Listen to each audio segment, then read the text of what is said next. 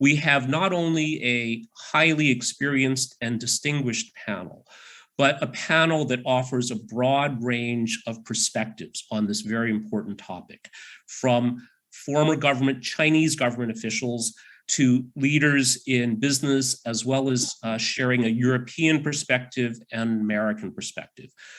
Let me start with Wei Wen. So a little bit of housekeeping first before we start with the discussion. I will ask each panelist to speak for about 5 to 6 minutes, and then we will have some follow-up questions and dialogue.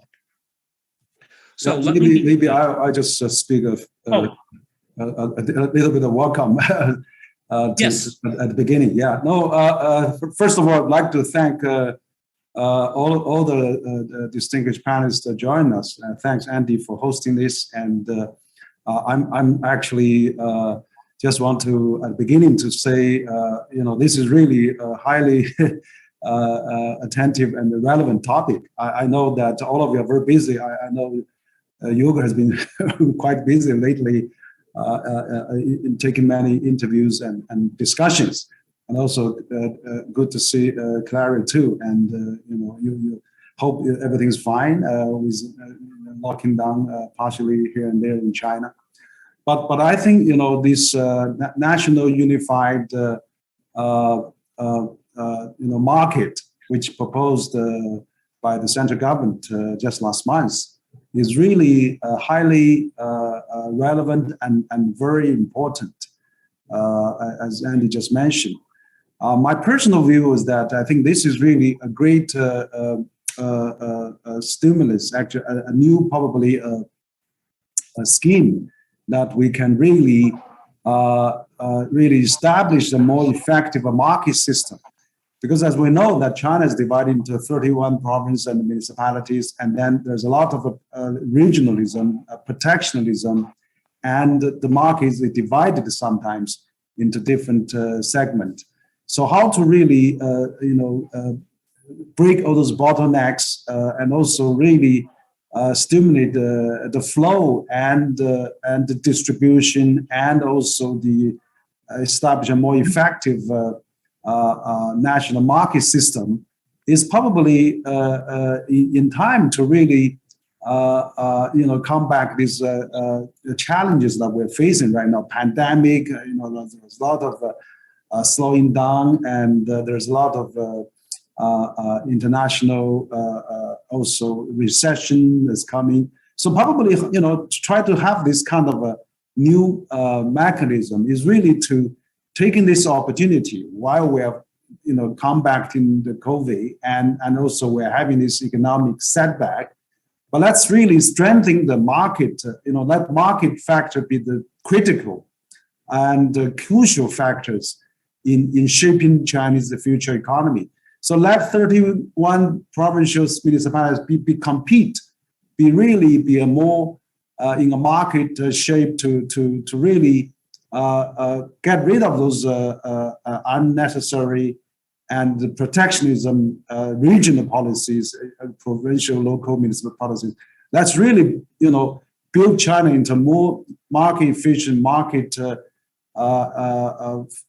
flow effectively, a big market, so that it can better engage with international market, can better push for this dual circulation, that Chinese domestic market can circulate enough strongly with the international market. So that's why I think this national unified market system is a way that we can really to make the domestic market more market driven and more cooperation, less protectionism, and then so the central government can really speed it up and promote this market reform. And also on the other hand, I think we have almost 20 free market room now, free trade zone now in China, and then that can really also all the experience, all the good environment that we have established can really be duplicated. It can really be multiplied in other parts of China. So this is, I think, really, really important. We know we are in a pandemic situation. We are in a difficult time, and I'm sure we are also Shanghai has its model come back in the COVID. Now Beijing is experiencing some new models with daily testing. Hopefully we can manage it, contain this, but open the economy as soon as possible. So I think that this is really a temporary difficult time. I'm sure that multinationals, all the foreign companies are also experience the same challenges as the Chinese domestic companies. But we hope this is going to be temporary, and I'm sure that the government is really trying to find the optimal balance between the stimulating economy and at the same time contain this virus, so that we can keep the good achievement we have achieved so far for the last 2 years, so that we can continue to welcome foreign investment, continue to really bring the more multinationals investment to China. So I think this is important, and a national unified market is a great way to start to get more market reform with implementation, and also there'll be more stimulus to get out of the barriers and also get rid of all those regional the discriminating policies, so that we can really welcome all our foreign investment, and of course also for the domestic companies have a more competitive environment, have more really more goods and services can be really going through more without much obstacles. So that's really just my very humble understanding of this. Of course, I'm sure there will be more great ideas, opinions coming here. But again, as Andy said, Center for China and Globalization would like to build these bridges and establish this platform to really hear our distinguished panelists' opinions, experts' ideas today. So this is really great. Thank you so much for taking part of this. Thank you, Henry. So as Dr. Wang, president of Center for China and Globalization, just shared with us, this is a very important development. The world's attention has been dominated by COVID and the conflict in Ukraine. But I think not enough attention has been paid to developments like the national unified market. So we hope that we can remedy this to some degree today by providing a more complete view of what exactly this national unified market is. Let me begin with He Weiwen. So Weiwen, as a former Chinese diplomat, please help us understand why China is doing this and how it fits into the larger plan of China, in particular, dual circulation and the realization of the Chinese dream. Thank you, Andy. I think you and Dr. Wang have explained all. I have little to add. I would like to give some my opinions. First of all, I thank you for inviting me to this very eminent seminar discussion, and we can meet with the eminent business leaders and experts. My great joy. And I would like to say that the unified national market is not a new concept. It was first raised by Premier Li Keqiang 6 years ago in 2015. He said it is necessary to set up unified national market. Now it's of special importance right now to put it again and in a complete shape. I think at least there are 3 meanings. First, we must remove all the segmentation and the local protection of in different parts of China to form a unified national market, to make a whole huge market by regulation, not by physical, because we have enough hard physical connectivity. The only problem is the regulation segmentation. So as we have the unified market, unified in all the regulation, So that all the national policy applies that will bring down greatly the cost of logistics and improve the productivity and increase the market demand so as to form a real big economy of scale of all the China. That's first point. We all know that a the divided market cannot be that productive. We recorded the history of Germany before 1815. I remember that was the year when Napoleon was defeated. And that time, the German kingdom had 36 small states. It was very difficult to move goods among the different states. So by 1871, when Germany was united as a big country, the economy boomed, and Germany soon became the second largest economy in the world. So that applies also today. The second point, I think more important, is by a unified national market, we can apply and promote more energetically and effectively the principle of market forces, depending the market forces for the allocation of resources and depending on a fair, unified, transparent competition among all players in the whole national market. That would be a great improvement for China.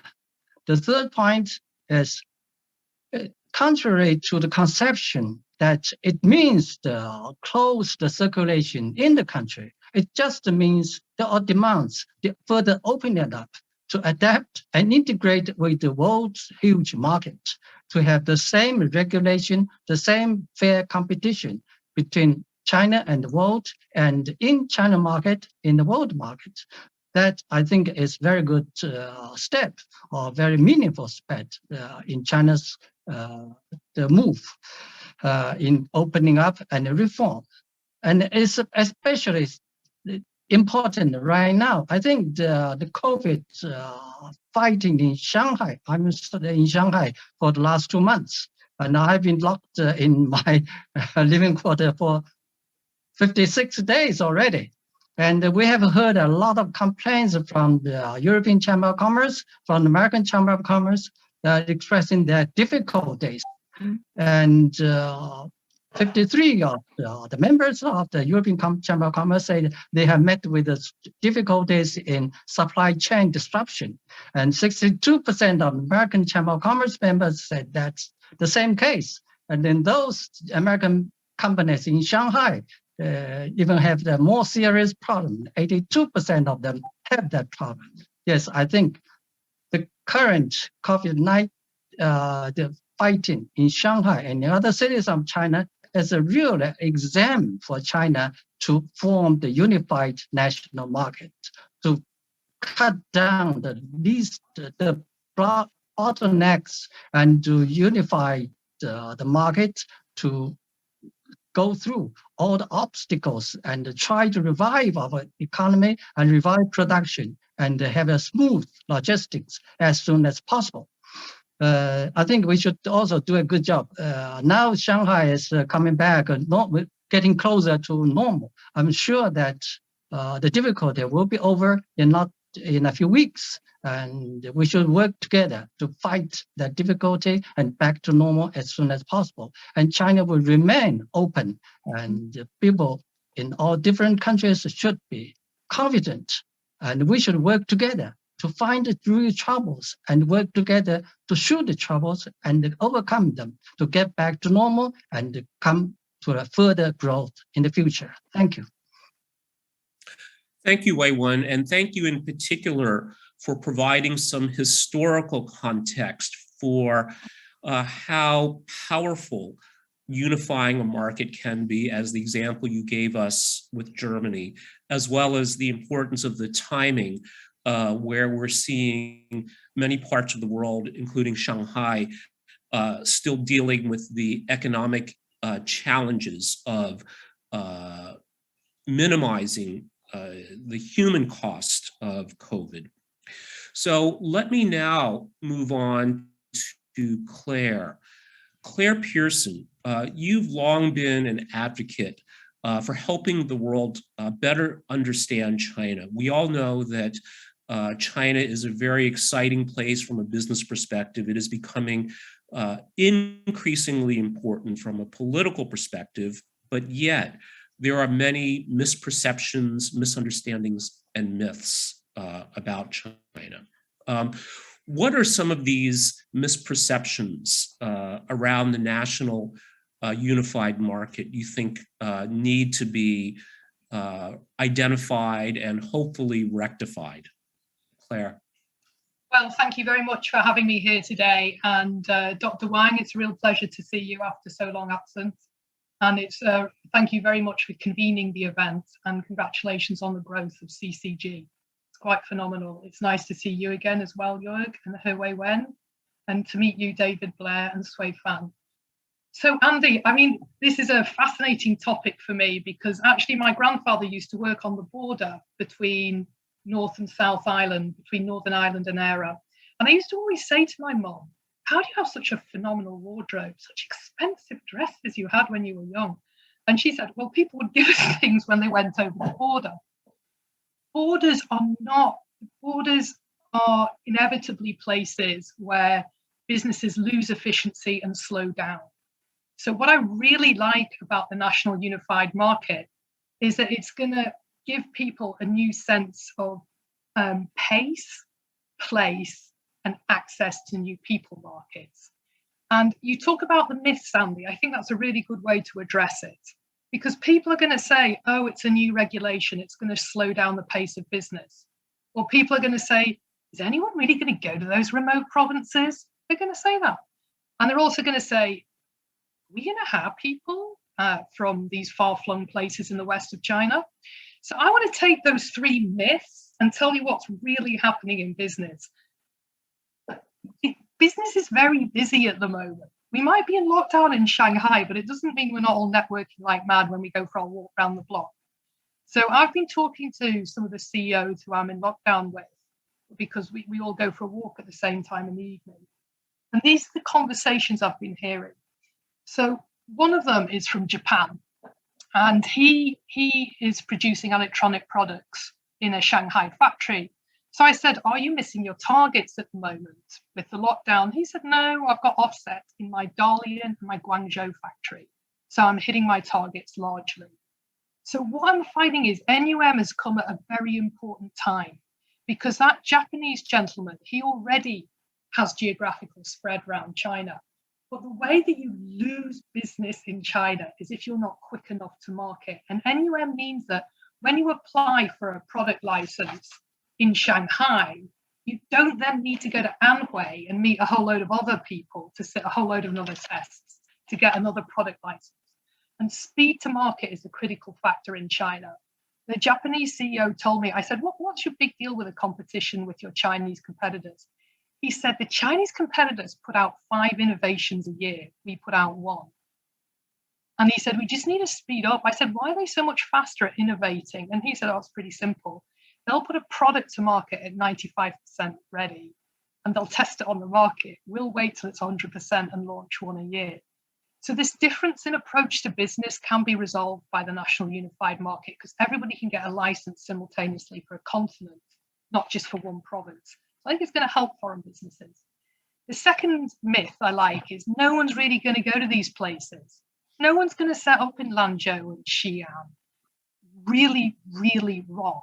I know this is wrong because I'm on Zooms every day with Lanzhou, Xi'an, Kashgar, and Wuxi. These are places that people are operating. My next Zoom in about an hour is with China, Pakistan, Bangladesh. Our CEP is stimulating the whole region. And I have absolutely no PowerPoint. I have one picture in my flat. And this map behind me, you don't think it's a map, but yes, it is. That big black blob is the rest of the world. This bit down here, for me, represents the mercantilist approach to China that most multinational companies took when they arrived in China in 1850. And this rim here is the tiny little bit of China that they explore. It's Shanghai, Hong Kong, Wenzhou. And now NUM is going to mean, but when they get a certificate for Shanghai, Wenzhou, Hong Kong, they'll also be able to use that certificate inland, and they'll be able to go to the markets, which everybody knows has been opened up by the railway.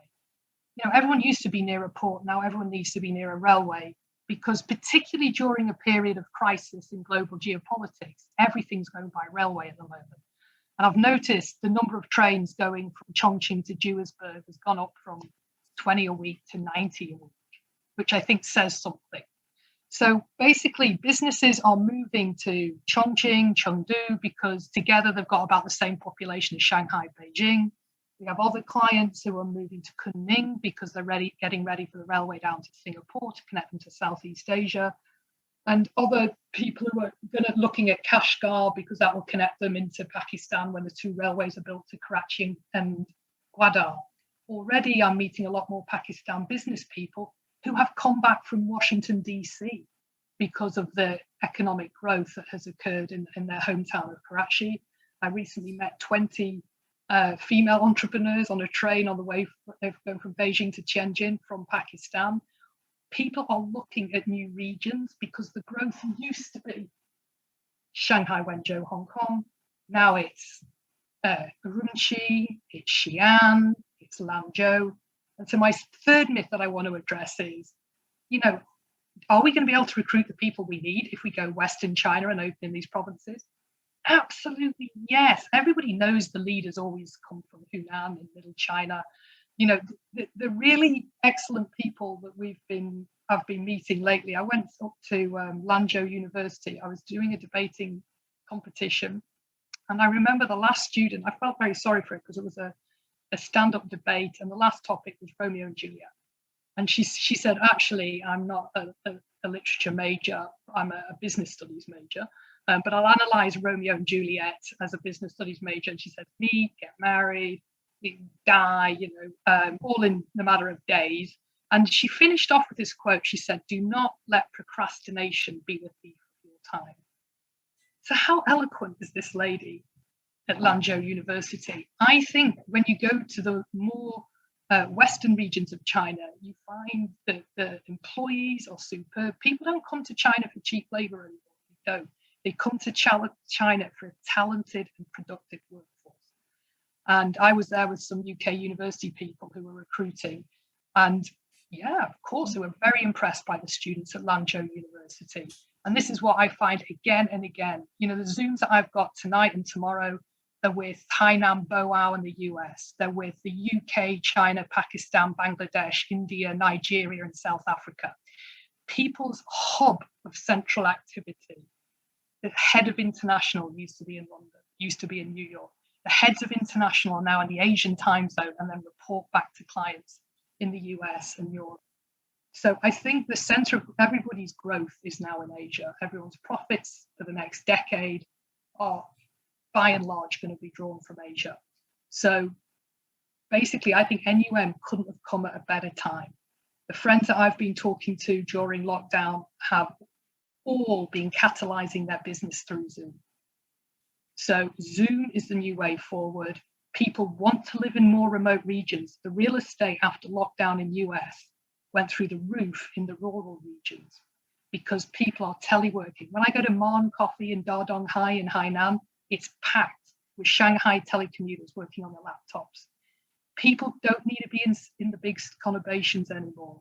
And I see this is going to promote common prosperity, stakeholder economics, and empower businesses to go from good to great in the next 5 years. So I really like this piece of legislation and hope it can help catalyze the growth that everyone's looking forward to after COVID. Thank you, Andy. Thank you very much, Claire. Certainly in such difficult times, to hear such a upbeat and optimistic take, but very grounded as well in personal experience, I think is fantastic.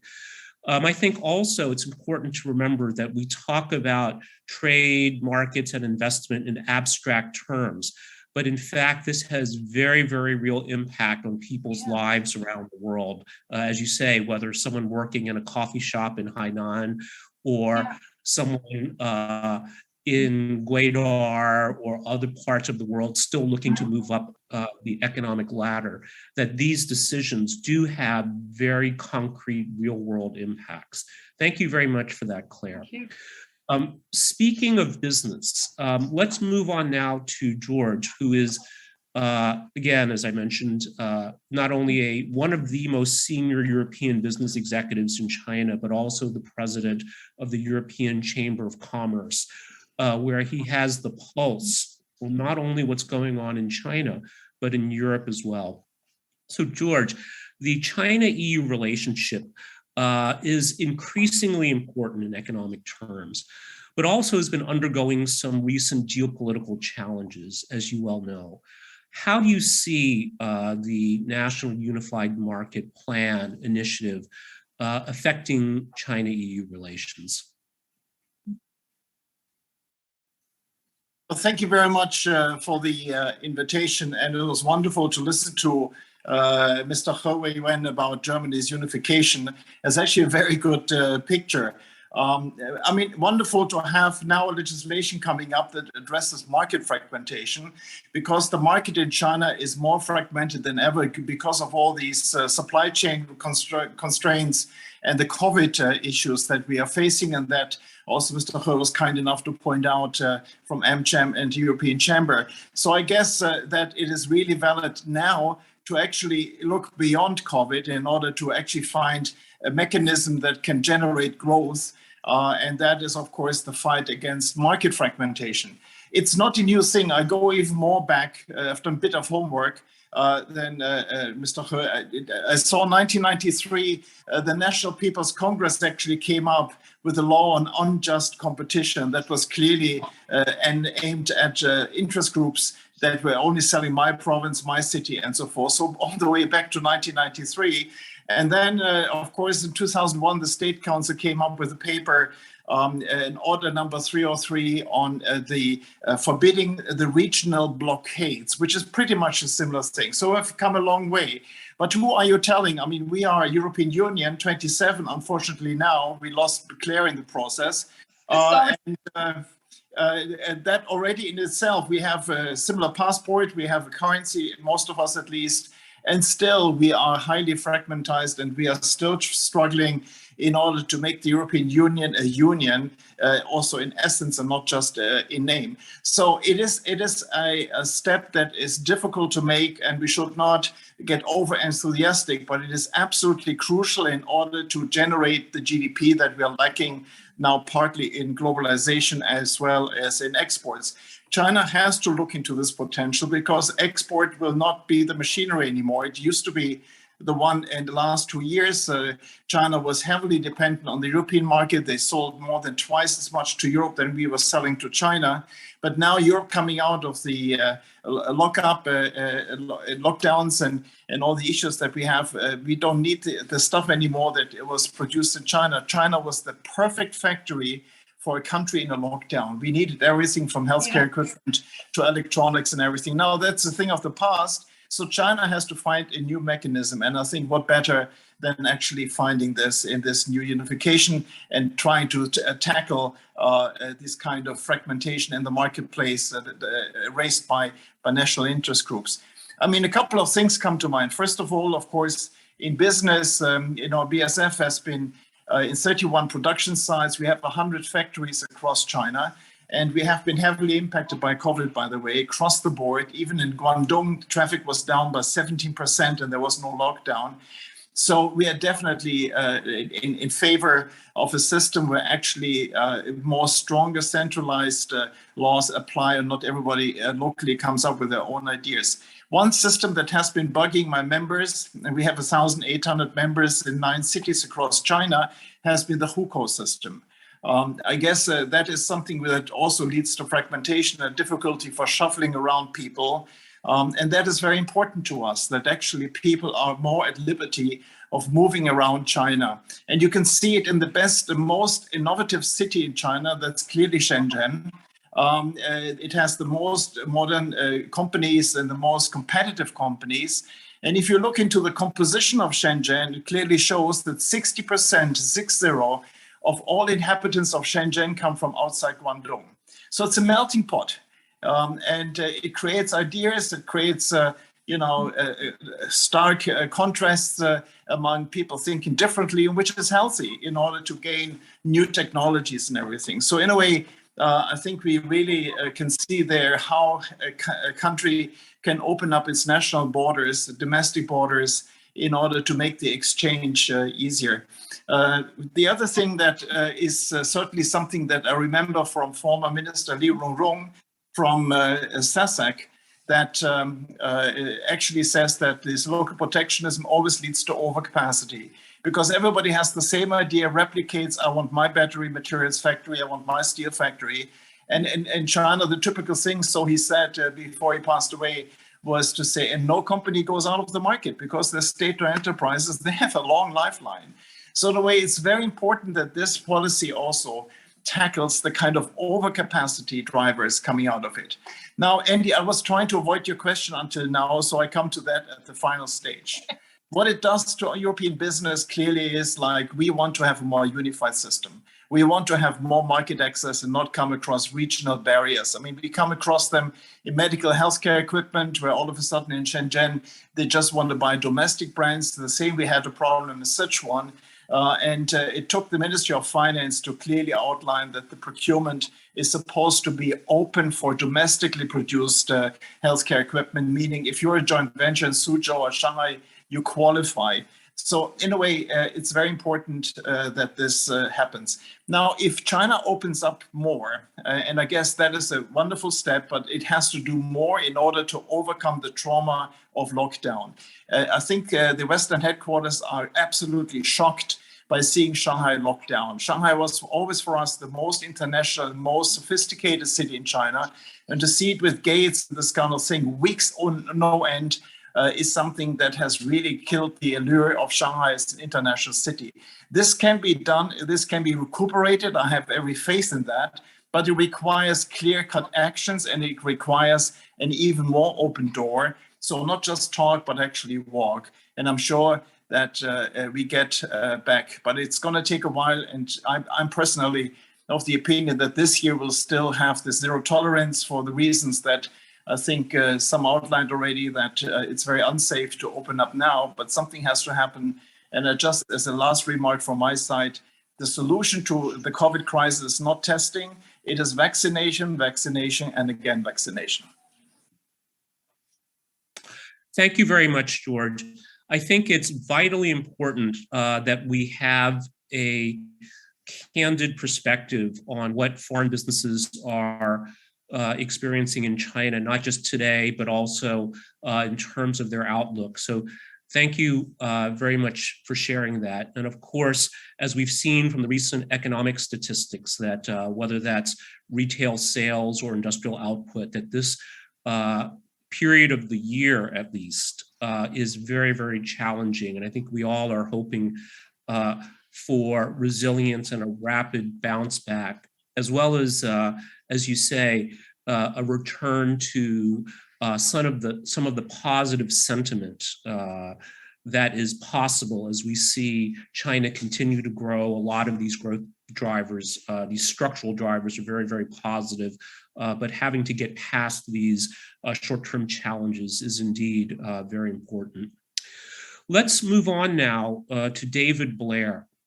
So David, as I mentioned, is not only an economist, but he spent a number of years in Washington, D.C. at the National Defense University. So he not only has a handle on the economic aspects of international relations, but also an understanding of how the U.S. thinks about this from a broader perspective beyond just economics. So David, as someone who knows the U.S. well, what impact do you see the national unification having here on U.S.-China relations? That's not the question I was prepared to talk about, but I think it's likely it won't be on the top of the agenda for the United States first. But the main issue going forward is whether China continues to grow or not. If China has essentially reached the top of its growth path, then China, there will be very different relations than if China continues to grow at 5% a year for the next 10 years. 5% per year for the next 10 years will be transformative and will make China a very, very big player in the world economy and world politics. So that it's a crucial issue of whether China is doing the right things to continue to grow. And I think this is a big step toward a right thing that will help it continue to grow.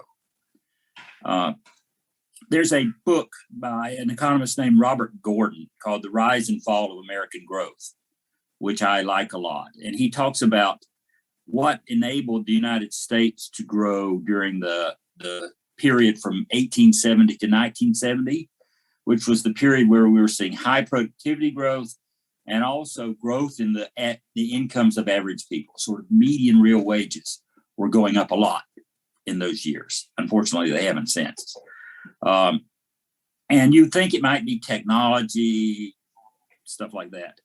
But he thinks it was primarily opening up a national market, partly through railroads, partly through the Interstate Highway Act, national highways, cars, but also things like as simple as there's Sears, which is a store which is now, I think, defunct or nearly defunct.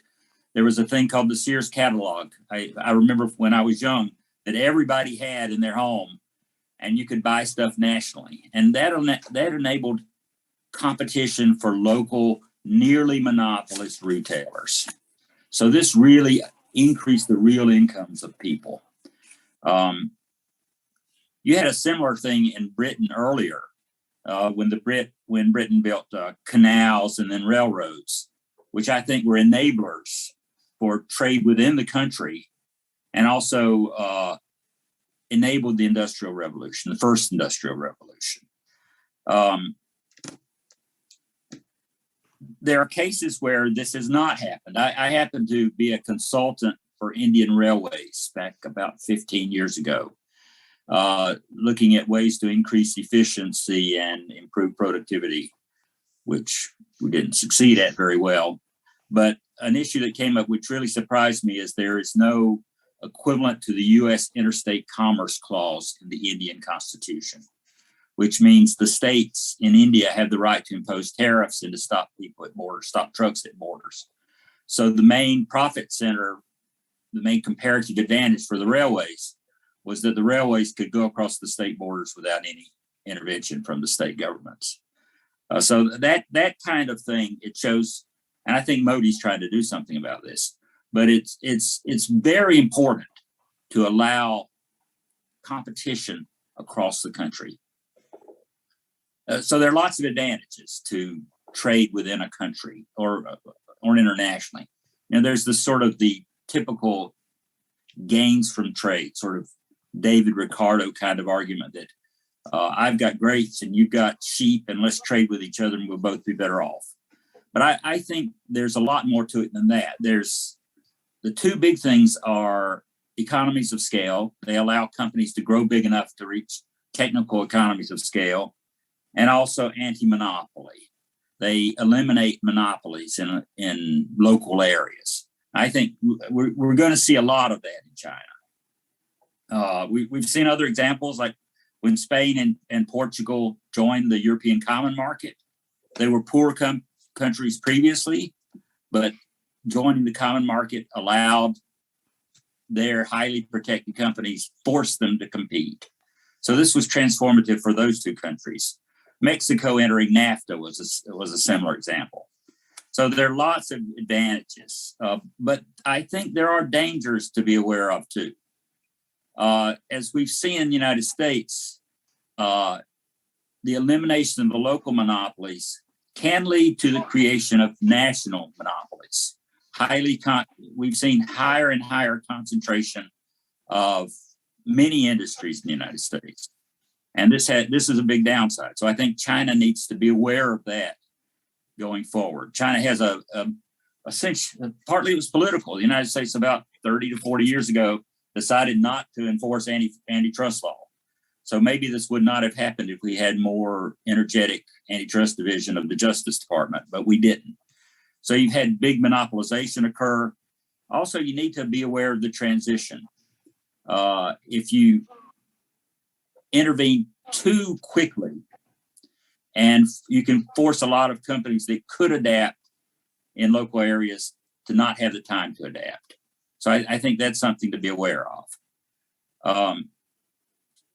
The other thing is, one thing I'm worried about in the United States is unequal access to capital. And I'll use Amazon as an example of that.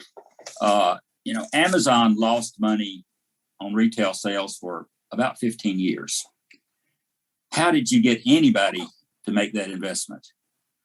The only reason they were able to, and they put a lot of companies out of business, a lot of local producers out of business, because they were losing money on their sales. So how can you compete with somebody that's losing money? They also didn't pay local sales taxes for a long time. But what happened is we created a bank. At the same time we were nationalizing the product markets, we were also nationalizing the banks. We used to have a thing called the National Banking Act, which allowed states to protect their banks. So the big Wall Street banks wiped out a lot of the other banks. So you had finance concentrated in Wall Street and the Silicon Valley, venture capitalists, and companies like Amazon had access to those financial markets that local companies didn't have. So I think you have to be very careful about that. There's also a political element of it. Once you had national companies, let me back up. One thing you've seen in the United States is the spending on lobbying in Washington has soared. I think the number's about 100 times what it was in 1980. And that's largely because now we have national markets and monopolized markets. So those companies get a lot bigger rate of return on their investment in lobbying than they did when we had more localized markets earlier. So I think there are advantages, but you have to be careful. I would stress the anti-monopolization, the antitrust actions need to be strong. I think China's doing a great job of it. It's difficult in the United States because the antitrust division has been weak for so long, and the companies have become so strong in lobbying that it's hard to change. But I'm hoping China gets ahead of that and ensures that the changes that we're seeing are because of efficiency and productivity. When companies spread, they do that rather than having some sort of political or financial advantage.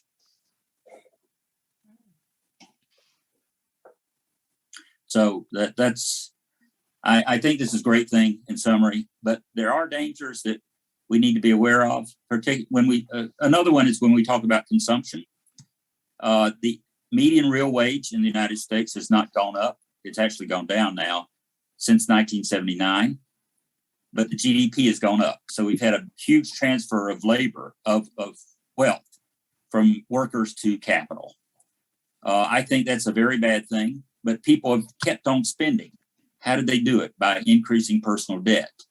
That's not sustainable in the long term. So China needs to focus on ensuring that these changes increase the wages of average people throughout the country. I think there are a lot of moves in that direction, and the policies seem to be aiming at that, but it's important to be vigilant. Okay. Great. Thank you very much, David. So to maybe briefly summarize what you said, it sounds like you don't see this having a very impact on U.S.-China Recording relations. in progress. What we do need to bear in mind is that it's not just about physical infrastructure, but legal infrastructure as well, because we can build the railroads, but if there's provincial level, state level protectionism, we won't see these gains from a unified market. And that all policy choices impose costs as well as deliver benefits. And it's important to provide time for companies and perhaps individuals to adjust so that these costs can be minimized. And then finally, with respect to antitrust and access to capital, certainly in the US, I think many would agree that government at times, maybe a lot of the time, is more an agent of business, whereas in China, it seems that the reverse is true, where business and finance serve the larger public interest as mediated by the government, and that this is very important if we're not to see these kinds of economic distortions like economic rent seeking, inequitable access to capital, et cetera. Thank you very, very much for that, David. Let's now move on also from, I believe, an economic perspective. Professor Cui Fan, who is, as I mentioned, a professor of trade and economics. Professor Cui, tell us, what can we expect in terms of results of this new initiative, this national unified market?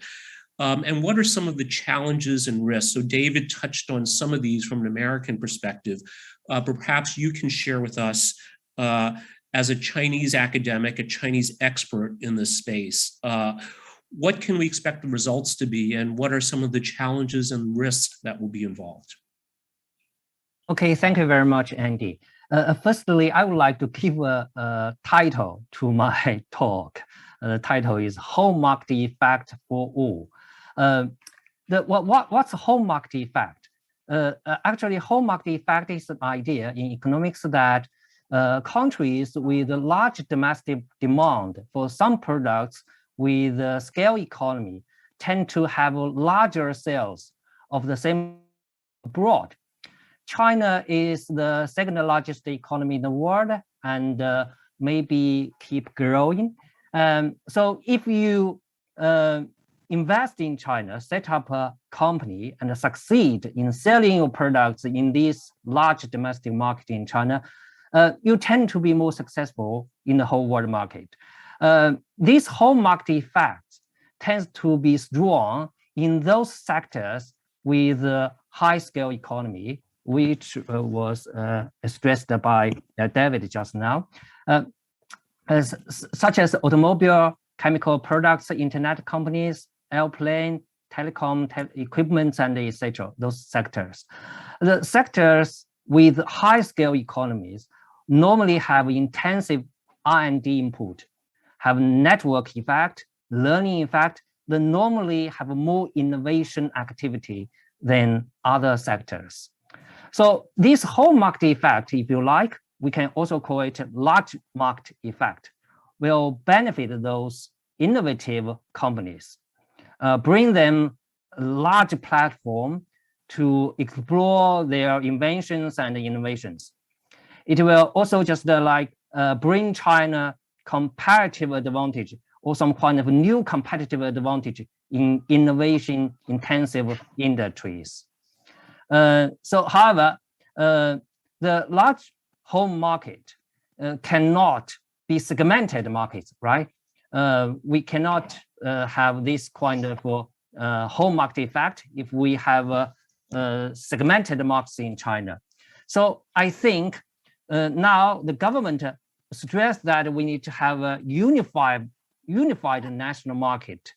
One of the important result of that is to help all the companies to exert this home market effect better. So then push for innovation-oriented economy. After 40 years of reform and opening up policy, unfortunately, there are still a lot of things to do for Chinese market, the Chinese economy to further reform. We still have a lot of domestic barriers. If we look at labor market, capital market, the transaction cost is still very high. There are still a lot of domestic barriers to limit all these transactions. For example, just like George just now mentioned, the Huco system limit people's mobility. How can we have a unified labor market if we still have this Huco system? Fortunately, we are seeing more cities, especially those medium-sized and small cities, are losing the Huco limitation at the moment. In stock market, the review and approval system has been, is going to be transformed into a kind of a system. So for companies, they will be easier to be listed. Even for the land market, okay, more market mechanism are going to be introduced to facilitate the trading of the right of use.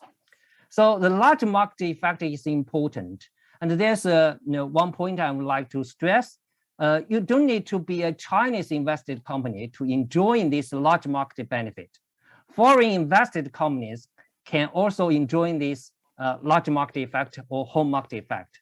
That's why I say we should have this home market effect for all, no matter local invested or foreign invested, as long as you are doing business in China.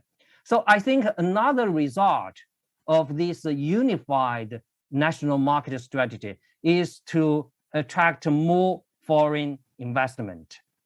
Okay, one difficulty, one barrier to unify the national market is local protectionism. Okay, we need to eliminate the local protectionism, especially by the local governments. However, we know that one of the reasons for the successful growth of the Chinese market, the Chinese economy, is that a lot of local governments, actually, they have been playing a very important role to develop their local economy, to facilitate, to attract investment. So we still need to keep some incentive to the local governments, to give them the incentives to help to grow their local economies. So how to solve these kind of conflicts? I think the basic rule is that we should make sure that the economy is managed by law. We should have a rule by law. Especially we should have put this competition policy and competition laws, as give them the basic status in the whole market economy. So that's why, just like David and the other people just emphasize that the anti-monopoly law are very important. We should to respect this law and implement those laws better. Okay, that's all I would like to say. Thank you very much. Thank you very much, Professor Cui. And again, I think it's a welcome piece of good news that in a largely negative, perhaps even disastrous global environment, that we can hear that this market effect will deliver not only great results for domestic Chinese companies, but for foreign companies that choose to compete and succeed in the China market. Let me just briefly add a couple of points here and synthesize what we've heard today. There's, as we see with the COVID pandemic, with the conflict in Ukraine, there's lots and lots of bad news and reason to be pessimistic.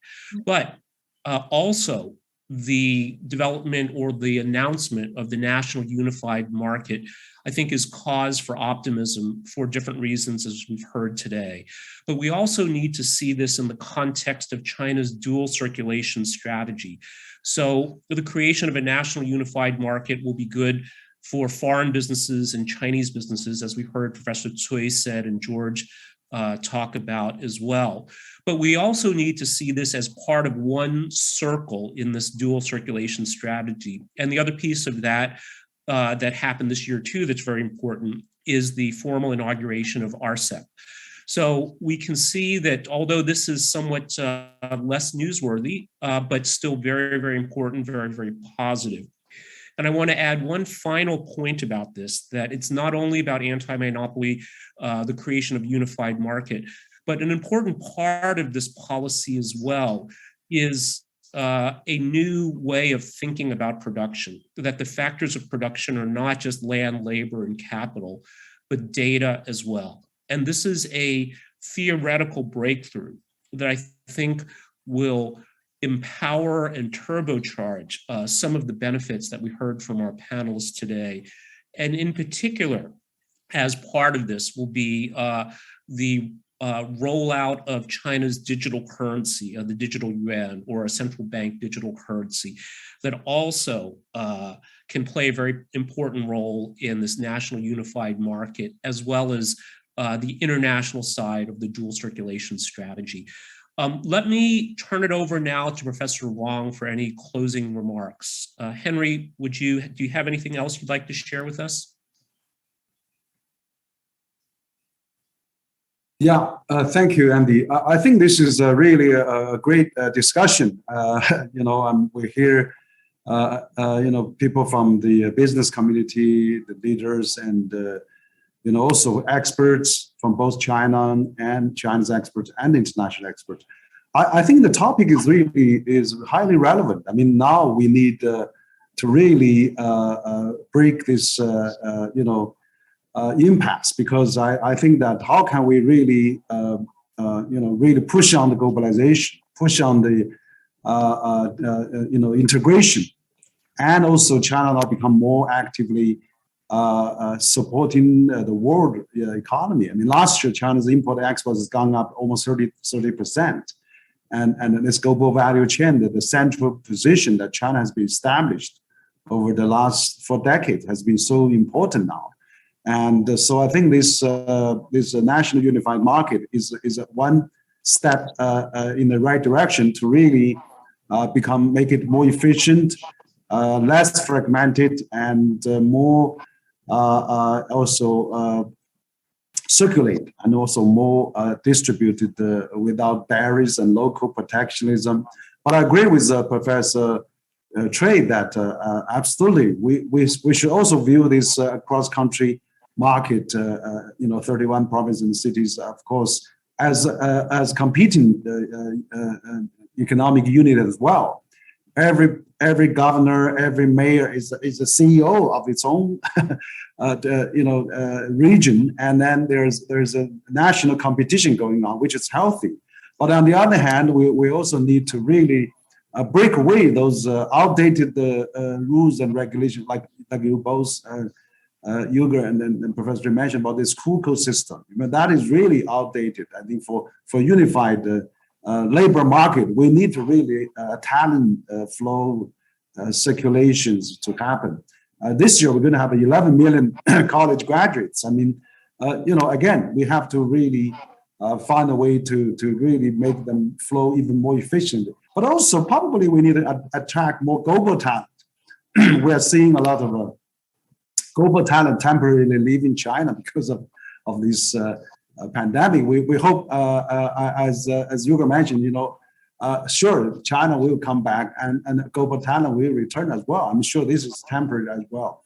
And, because the market is here, the synergy is here, the effectiveness is here, and also the growth potential is here. And then China is going to have the largest middle class market with 400-500 million, happening. And I'm sure that the challenge and difficult we're having is temporary. And I think once China is managed to find an equilibrium and a new passage out of this, the momentum will be enormous. So I think it would be great that those companies that hang on here, stick here, will eventually be the winners in the end. So I think this national government is really national unified market system that Chinese government is trying to establish. Does not mean they're going to centralize. That doesn't mean they're going to become monopolized or just favor a Chinese company. I think this is open for the global company to have a much more big access. So you have a head office in any province. You can really operate across China. So I think this is really a great direction. So I'm hoping, of course, the European Chamber is so actively in China. China-European business is growing so well. We need to keep that momentum, and the national unified market is to help on that, is to really help international business to operate So if they break one market, they can multiply 31 market elsewhere. So that would be really the essence of this national unified market. I'm really the foreign company, but the Chinese company the same. So that while all the provinces and regions are competing, but also they now they have to follow big guidelines that China's joined Rsep, which we have a new standard now. China is applying to CPTPP. Again, much better, much high standard. China has 21 free trade zones across country, and shorten negative list, and let's really multiply all those things across China. So these 21 free trade zones, their experience, their success can really be multiplied, across China as a national unified market. I think that probably will really help. So I think there's a lot of puzzles and a lot of they don't know what that really means. So we hope that our webinar today can give a really some encouraging explanations, but also we like to hear the where are still the problem, what are we can solve for a multinational domestic business. We try to be really hopefully to have this bridge and dialogue and standing going continuously, get experts' opinions, particularly our international experts. I hope that we can really have the China become a biggest market in the world. I mean, not only for China, but let's really unified with WTO, unified with Rsep, unified with CPTPP someday. Let's get the global market at home as well, felt at home. So we hope that day will come. Let's start with national unified market as well. So I stop there. Thank you very much. Thank you, Henry. On behalf of the Center for China and Globalization, maybe you don't want to add something, or if you still have some final words. Oh. Yeah. Okay. Anybody? Any final remarks? No? Okay. So on behalf of the Center for China and Globalization, I would like to thank our panelists for taking time to share their perspectives and experience with us today. I'd also like to thank our audience for tuning in.